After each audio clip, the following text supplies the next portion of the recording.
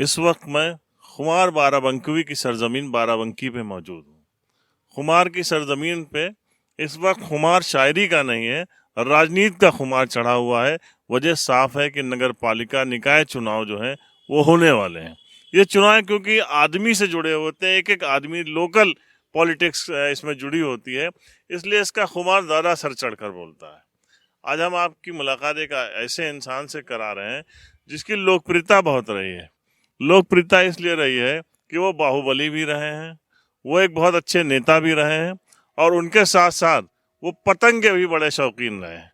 लेकिन मुश्किल ये है कि 10 साल से एक सीट पे काबिज होने के बावजूद उनके अपने ही लोग उनकी पतंग काटने की फिराक में है। इस वक्त क्या वजह है, या उन्हीं से पूछेंगे। हम आपको मिलाते हैं रंजीत बहादुर श्रीवास्तव जी से। आपका बहुत बहुत स्वागत है। रंजीत जी, कैसे हैं आप? बस ठीक है कि जब हम चुनाव लड़े, पहला चुनाव लड़े, तो हमारा कुछ लक्ष्य था। लक्ष्य दो थे। एक मेरा अपना निजी स्वार्थ था। निजी स्वार्थ ये था कि जैसा कि आपने कहा कि आप बाहुबली भी रहे हैं, हमारा स्वार्थ ये था कि हमारे नाम के पीछे कुछ थोड़ा सा एक कलंक जैसी चीज थी जो आगे आने वाले समय में मेरे बच्चों के जीवन को प्रभावित कर सकती थी। हम अपने ऊपर लगी उस छाप, उस मोहर को खत्म करना चाहते थे, जो मैं समझता हूं कि मेरे तमाम प्रयासों के बावजूद ही खत्म होने वाली नहीं थी। मैं कितना भी राजनीतिक हो जाता, जब तक पद ना मिलता तब तक वो छाप खत्म नहीं होती। तो पहला स्वार्थ मेरा ये था।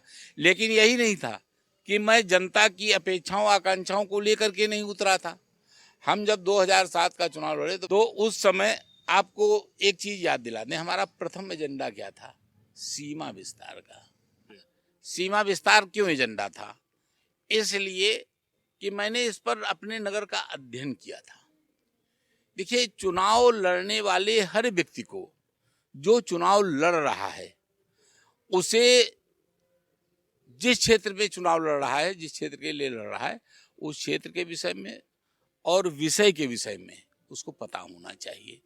इसीलिए कहते हैं, एक कहावत कही जाती है, आप लोग भी कहते हैं, और बहुधा ये प्रैक्टिकल व्यवहार में भी देखा गया है कि चुनाव के समय में सबकी भाषा और बोली एक हो जाती है। क्यों एक हो जाती है? अलग मालूम होगा तो अलग होगी। जब एक ही चीज मालूम है सबको कि चुनाव एक काम के लिए लड़ा जाता है, हम बड़े कर्मठ हैं, कर्तव्यनिष्ठ हैं, बहुत बड़े समाज सेवी हैं, बहुत बड़े ये हैं, और नगर का विकास नहीं हुआ है, नगर का विकास अधूरा है, नगर की नालियां बजबजा नहीं, नगर की सड़कें खुदी पड़ी हैं, आदि आदि। अब इससे ज़्यादा कहीं पर आप गए नहीं, इससे ज़्यादा आपने सोचे नहीं, तो जाहिर सी बात है ये स्थिति वही हो गई जैसे एक भिखारी की होती है। भिखारी जब दरवाजों पर जाता है तो क्या कहता है? दे दाता के नाम मेरे बाल बच्चे भूखे, मेरे बाल बच्चे भूखे, मेरे बाल बच्चों के नाम पर, मेरी औलाद के नाम पर भीख दे दे। ये भाषा होती है, सब भिखारियों की भाषा होती है। अमूमन हर भिखारी यही कह करके भीख मांगता है। नेताओं की भी यही भाषा होती है। चुनावी भिखारी। चुनावी भिखारी है। लेकिन ये भीख मांगने से पहले अपने पीछे के बच्चों को नहीं देख करके आते हैं कि अरे उनको तो किसी दानदाता ने खाना खिला दिया है, किसी दानवीर ने उनको भोजन दे दिया, उनका पेट भर चुका है। एक बार मैंने देखा था, एक भिखारी आया, उसके पीछे पीछे उसका बच्चा था, यही कह रहा था, हमारे दरवाजे की बात है, कि बाबूजी बच्चे भूखे हैं, तो पीछे से बोला, नहीं पापा मैं खाना खा के आ रहा हूँ। बता रहा हूँ अभी आपको। तो उसने कहा, पापा तो मैं खाना खा के आया हूँ। अब वो भिखारी बड़ा शर्मिंदा हुआ, उसने डांटा, कहले चुप बे, कहाँ खाना खाया? तो कहने का मतलब ये है मेरा कि देखिए, आपकी बात को मैं बड़ी गंभीरता से मैंने लिया है, उत्तर मजाक में जरूर दे रहा था। हमारे एक अभी पार्टी के ही हमारे सहयोगी ने एक बयान दे डाला। उन्होंने पूछा कि आपकी प्राथमिकताएं क्या है, चुनाव अगर जीतेंगे तो आप क्या करेंगे? तो उन्होंने, जैसा कि अमूमन मैंने बताया कि मांगने का और अपना विजन जिसका स्पष्ट नहीं होता तो एक ही जवाब देता है कि ये नहीं वो नहीं। तो जमुरिया नाला, जो हमारी जमुरिया है, इस पे एसटीपी प्लांट लगाना, ताकि इसका पानी स्वच्छ होकर के रेट से होता, गोमती से होता माँ गंगा में मिले जा करके। बड़ा अच्छा, क्योंकि ये हिंदूवादी पार्टी है और भारतीय जनता पार्टी के नेता को इससे अच्छा कुछ सोचना भी नहीं चाहिए। सही बात है, आपने सोचा, धन्यवाद है आपको, लेकिन उन्होंने संभवतः जानकारी नहीं ली। यही मैं कह रहा हूं कि जानकारी ना होना, विषय की जानकारी ना हो, चुनाव लड़ रहे हो, नगर की समस्याएं क्या हैं इसकी जानकारी न होना, ये बहुत बड़ी समस्या है। जैसे मैं पहला 7 का चुनाव लड़ा था तो मैंने सीमा विस्तार का विजन इसलिए लिया था कि मैं जानता हूं सीमा विस्तार के साथ में आबादी बढ़ेगी तो मेरा राजस्व बढ़ेगा। राजस्व जो 59 लाख था, आज की तारीख में मैं बता रहा हूं 2 करोड़ 82 लाख रुपया हुआ। ये मेरा एक विजन ही नहीं था, मेरा एक सोचा समझा सुनियोजित प्लान था। मैंने किया और नगर को आज यहाँ पर ला करके उठा करके खड़ा कर दिया। ला करके आज की जो जरूरत है मैं भी आपको बताऊंगा, लेकिन मैं यही बताना चाहता हूं कि अब ये एसटीपी जमुरिया का ये मेरी फाइल है, ये मेरी फाइल में लेकर के आया हूं क्योंकि मैं इसका जवाब देना चाहता था। हमने 1 करोड़ 97 लाख रुपया जमुरिया पर एसटीपी प्लांट यानी शोधन कार्य, मतलब इसको ट्रीटमेंट प्लांट बोलते हैं, लगाने का प्रस्ताव दिया डीएम साहब को। डीएम साहब ने इसको मंजूर किया, काम नगर पालिका को न दे करके उन्होंने जल निगम को दे दिया। जल निगम ने इसका टेंडर कर दिया है। टेंडर ही नहीं किया, मैंने 90 लाख रुपया जल निगम में ट्रांसफर कर दिए, जिसकी रसीद है, इसकी विजुअल ले लीजिएगा। ये टेंडर हो चुका है, ये प्लांट लगने जा रहा है। अब आप कह रहे हो मेरा पहला उद्देश्य होगा, या अन्य लोग भी कह रहे हैं कि हमारा पहला उद्देश्य यही है, हमारी पार्टी नहीं। अब वो तो दरअसल ऐसा है कि एक कौवा बोला काऊ, सबने बोला काऊ, तो ये कौओं की भाषा न बोलो, नेता हो सब लोग, ये तो कौओं की भाषा हो गई, काऊ काऊ काऊ काऊ काऊ।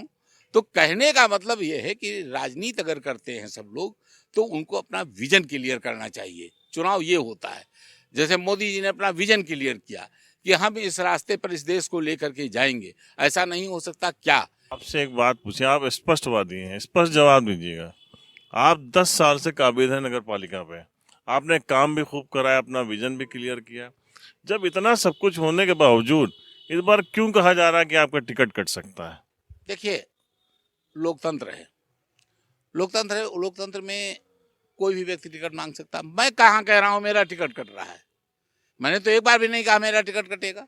और जब जनता चाहती है, देखिए एक चीज मैं बता दूं, सारे सर्वे रिपोर्ट सब कुछ है, हमें जनता पसंद कर रही, तीसरा कार्यकाल जनता चाहती है कि हमको मिले, तो मेरा टिकट क्यों कट जाएगा? काहे टिकट कट जाएगा? किस बात का टिकट कट जाएगा? एक जो संशय बना हुआ है, एक और, हम तो आप नहीं ले सकते, मैं नाम ले रहा हूँ, आपकी पार्टी से ही दावेदारी, जबरदस्त दावेदारी बन रही है, वरिष्ठ नेता है संतोष सिंह जी की, जिनके बारे में अभी आप बता रहे थे कि उनका विजन उनको अपना क्लियर करना चाहिए, ठीक है, और 1-2 नाम और चल रहे हैं जो बहुत चर्चा में है। तो ये चर्चा क्यों चल रही है? जबकि एक बात और सुनिए, आपकी पार्टी के ही जिलाध्यक्ष इशारों में कह रहे हैं कि 2 टर्म के बाद तीसरा टर्म नहीं होना चाहिए।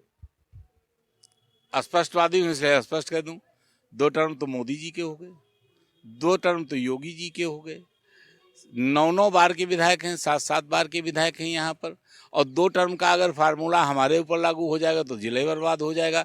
साकेत वर्मा क्या करिएगा? टिकट काट दीजिएगा, शरद अवस्थी टिकट काट दीजिएगा, आप सतीश शर्मा का टिकट काट दीजिएगा, सबके तो 2-2 टर्म हो चुके हैं। तो ये कहने का मतलब यह है कि जिलाध्यक्ष हमारी पार्टी का नियम और संविधान नहीं बनाते हैं, ये इनकी अपनी एक सामर्थ्य और शक्ति एक निहित है अपने पद के साथ में। ये हमारी पार्टी के नियम परिवर्तन नहीं है जो हमारे नियम बदल देंगे कि 2 बार इनको मिल गया, अब तीसरी बार नहीं मिल। क्यों नहीं मिलेगा? जनता हमको चाहती है, जनता हमें चेयरमैन बनाना चाहती है, और आप नियम बदल दोगे किस कानून के तहत, किस संविधान के तहत आपने? दरअसल वो जिलाध्यक्ष हैं, मैं बड़ी हमारे पार्टी के मान्य हैं, मैं उनकी बड़ी इज्जत के साथ मैं उनका नाम लेकर के ये कहना चाहता हूं कि देखिए, ये अध्यक्षी का पद नहीं है जो 2 बार के बाद तीसरी बार नहीं होगा। ये बार का चुनाव नहीं है, जो एक साल में एक साल में एक होगा। ये जनप्रतिनिधियों का चुनाव है, इसकी कोई समय सीमा नहीं होती है। सुरेश खन्ना कितनी बार के 9 बार के विधायक, प्रमोद तिवारी 11 बार के विधायक, आपके सतीश महाना कितनी बार 7 बार की विधायक। कौन सा फार्मूला लागू कर दोगे? सरकार कह दो, सरकारों भी ना बनाओ। हमारी गुजरात की सरकार तो 7वीं बार बन रही है। ये कौन सा फार्मूला है? इसको तो मैं नहीं समझ रहा हूं कि कोई समझदार आदमी इस तरह की बात करे। तो आप बताइए कि आप बहुत बड़े पतंगबाज भी रहे हैं, क्यों आपकी सद्दी से काटना चाहते हैं लोग, आपके अपने लोग? हमारे हाथों में बड़ी ताकत है। एक चीज मैं बता दूं, लहू लुहान हो जाते, मेरे शेर है सुन लीजिए, लहू लुहान हो जाते हैं हाथ पत्थर को तोड़ने में, और हवा ये जुर्रत कर रही है कि पहाड़ों में छेद कर देंगे। ये हाथ इतने कमजोर नहीं है जो हम सद्दी से कट जाएंगे। बड़े मजबूत हाथ हैं ये। न जाने कितने आए और कितनों ने हाथ हमारे सद्दी से काटने की कोशिश कर दी होगी। तो ये पार्टी तक ये बात क्यों नहीं पहुंच रही? कहाँ नहीं पहुंच रही? कहाँ नहीं पहुंच रही? अब मैं देखिए, ये पार्टी के अनुशासन की बात है। पार्टी की बात कहाँ तक है, पार्टी में मुझे कहाँ तक आश्वस्त किया गया है, अब ये बात तो मैं नहीं कह सकता हूँ। मैं अपना टिकट खुद तो डिक्लेयर नहीं कर लूंगा भाई, पार्टी ही। लेकिन इसके बावजूद अगर टिकट काटा तो फिर निर्णय सिरोधार्य है भाई। अगर पार्टी ये चाहती है कि इस नगर का को हमसे ज्यादा शक्तिशाली आदमी, हमसे ज्यादा मतलब जो है योजना बनाने वाला, मतलब कोई पार्टी का कार्यकर्ता अगर मिल जाता है तो पार्टी उसे लड़ाए, हम भी उसको लड़ा देंगे। हम कहाँ कहते हैं कि हम उसे चुनाव नहीं लड़ाएंगे? चुनाव लड़ाएं, लेकिन जनता तो स्वीकार करे। जनता तो अभी हमको स्वीकार करना चाहती। आप वरिष्ठ पत्रकार हैं, आपसे मैं एक सवाल करना चाहता हूं, और सच कहिएगा, आप भी बहुत स्पष्टवादी हैं। आज जनता क्या कह रही है कि लाला रंजीत चुनाव जीतेंगे या हारेंगे? आप बता दीजिए। जनता क्या कह रही है, इसके ऊपर एक पूरा सर्वे किया है हम लोगों ने, और हम आपको दिखाएंगे कि बाराबंकी की जो जनता है, बाराबंकी नगर क्षेत्र की, वो क्या चाहती है। ये हमारे इस एपिसोड में आपको दिखाएंगे, और हम आपको भी बताएंगे, आप भी देखिएगा कि बाराबंकी की जनता क्या चाह रही है, किसको चाह रही है। शुक्रिया। भारतीय जनता पार्टी जिसको टिकट देगी वो कमल के फूल से ही उसको जो है बल मिल जाएगा। पिछले 5 वर्षों में बाराबंकी का विकास भारतीय जनता पार्टी के कार्यकाल में बहुत ज्यादा हुआ है। भाजपा का हुआ ना सभा का हुआ, तो अब कोई क्लियर हो सीट तब समझ में आवे किसकी किससे फाइट है। शहर का अगर सूरत हाल देखा जाए तो शायद उनके कुछ नंबर कट जाने चाहिए।